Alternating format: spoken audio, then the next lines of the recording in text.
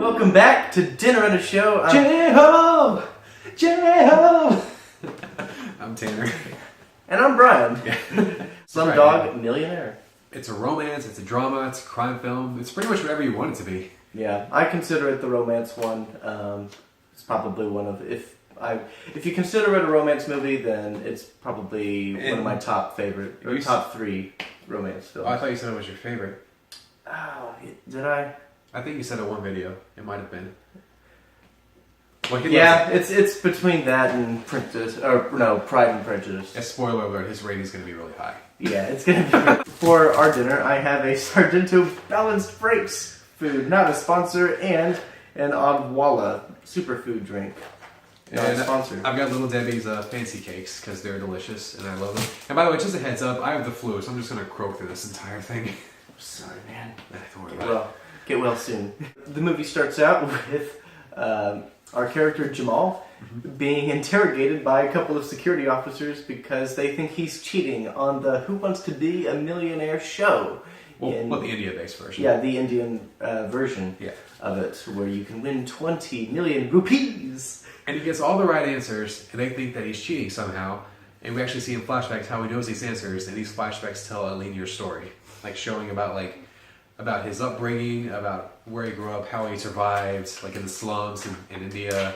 Yeah, how he got along with his brother, his relationship with the girl named Latika. Yeah. It just all building up to a great message of faith and redemption, hope, and it just Perseverance. Yeah, exactly, perseverance, and it just becomes the feel-good movie that the Oscars love. Yeah, it was really great. I mean, the rags to riches story is one that pretty much anyone can get behind, anyone can root for, because this dude pretty much came from nothing. Right. From begging his way to just to have food in his belly for the day, to watch out for police, to watch out for pimps, or just people that are trying to... gangsters that are just trying to... use him and his friends or his brother, and especially Latika. Latika seems to be the one that everyone is wanting. It's the one he has his eye on, always. Oh, yeah. The third musketeer, he calls her. Yep. And you can tell from the movie that he genuinely loves her, and he will never give up on her. I mean, I think that's the great thing about Jamal. Not just about her. He just really doesn't give up on anybody. Like even his brother Salim, who has betrayed him multiple times. Salim.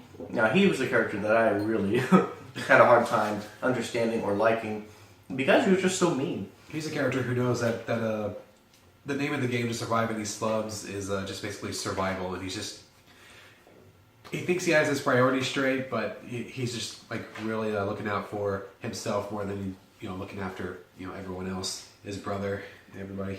Yeah, and so he makes decisions that hurt Jamal and Latika. That's not unrealistic.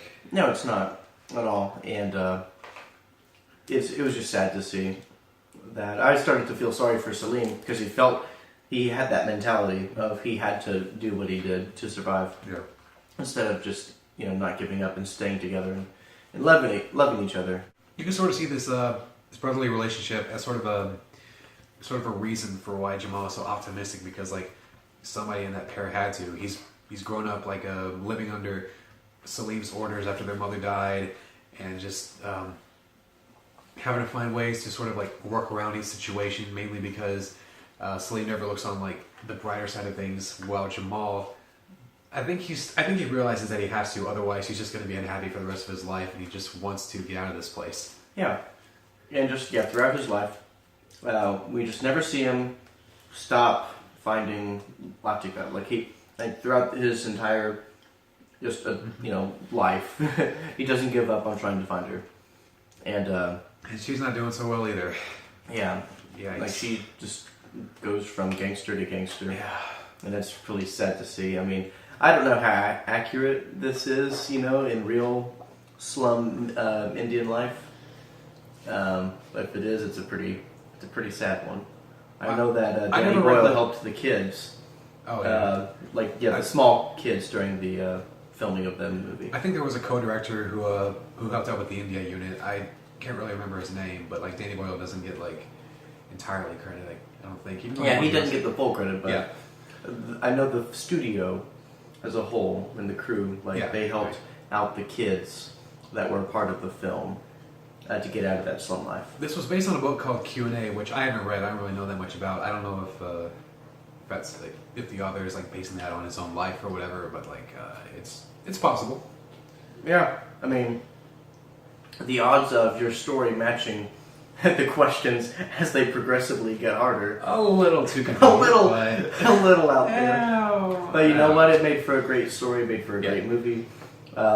I loved the style of the movie. The colors were very bright.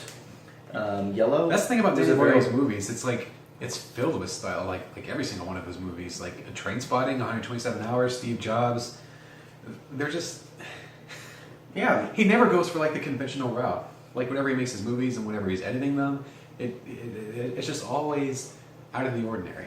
yeah. You have like even the subtitles. You know, they were kind of different. There was like white font with a colored rectangle behind, like for a background for the font. You had Dutch angles for the, The whole camera. color palette.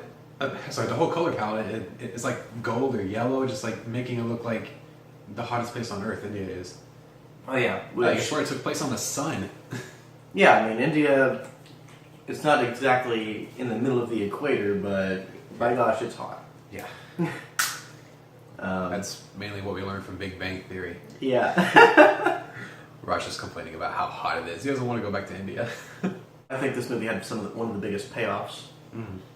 I believe. For those that have not watched it, I won't spoil it, but it does have a Destiny! payoff. Yeah, Destiny. And they did have a Bollywood ending that I wasn't That was great. aware of, but hey, the song that's at the end is for the credits is amazing. Mhm. I love it. I know some people hate it, but I Right. personally loved it. My I roommate don't care hates what they think. So My roommate hates it. Jai Ho. I told her that we were going to watch this tonight, and like the first thing she said was, "I hate the theme song." Well, in the movie's defense, that wasn't the song that was at the beginning. Oh, The soundtrack, I mean, it was absolutely beautiful. I love Latika's theme. That's probably that's one of my favorite motifs that happens throughout the movie. it's got a great music score. Yeah. It won, I think, Best Original Score for the Oscars. Yeah, I the think year it came out. I think J-Ho won Best Original Song too, and there was Yeah, it did. there was another song by MIA that it's not Paper Planes, but it was also nominated for Best Original Song. Okay, I yeah. can't remember the name of that, but it was the other one. Yeah, but point is, you should watch this movie. Out of all the Best Picture winners that have come out, I know the Oscars are kind of divisive when it comes to who wins the Best Picture nomination. I would say that this was a film that, when it won, was well deserved. I would say there were a lot of good movies that came out that year. Yeah, there was a. Because that was the year that The Dark Knight and Wall-E That's right. were yeah. snubbed, and they kind of catapulted the movement to have more nominations for Best Picture from 5 which is when that year's Oscars came out for Slumdog, to 10, and now it's like up to 10. Yeah. I think there are 9 nominees this year. Yeah, there are 9. Yeah. So it was, yeah, Slumdog. Even though I kind of wanted Dark Knight and Wall-E to be nominated, at least Slumdog was a very well-deserved nominated movie, and it won. So I think out of all the movies that were nominated that year, that was the best one. I think Slumdog has a lot of rewatchability, which a lot of Best Picture films, at least for me, aren't necessarily. Yeah, I see where you're going with that. I can't really see myself watching. I mean, Forrest Gump's an exception. You can watch that a lot. Yeah. I can't really see myself watching The English Patient again. Yeah. I can't really see myself watching Shakespeare in Love again, Or Annie Hall again. that I have watched again a few times. Oh, okay, well, just a few others.